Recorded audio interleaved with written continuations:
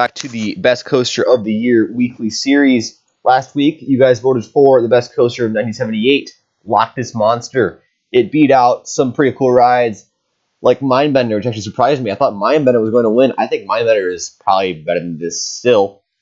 It also beat Shockwave and Gemini, but those were way down low.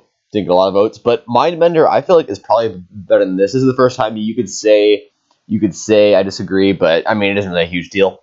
I don't understand all the love for Loch Ness Monster. I feel like it's probably a great ride, sure, but at the end of the day, it's still an aero corkscrew. Or sorry, not a corkscrew. It's just an aero looper. It's got some rough patches, got some weird pacing, got 2 lift hills. It's a long ride, cool, whatever.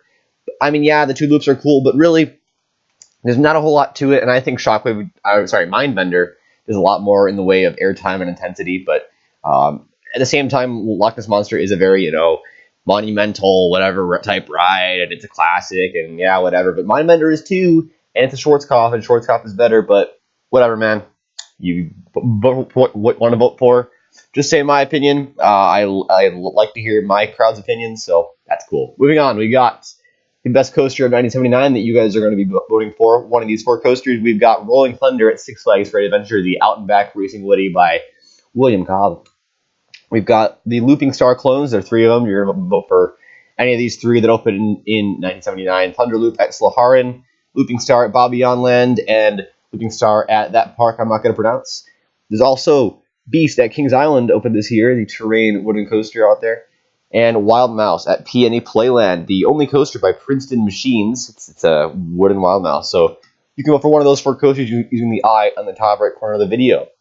And now for some more radical coasters that opened in this year. We got a Atomic Coaster at Japan Monkey Park. That was a kind of knockoff shuttle loop type thing. That was pretty cool. Closed in 2006.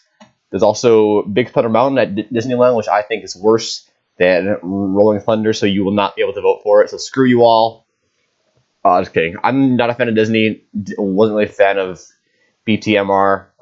But I'm sorry. I'm sorry if you guys hate me now, but I don't really think it's just not very thrilling. It might have some airtime pops. I'm not really here for the anything. You're supposed to be voting for quality of coaster, and that's it.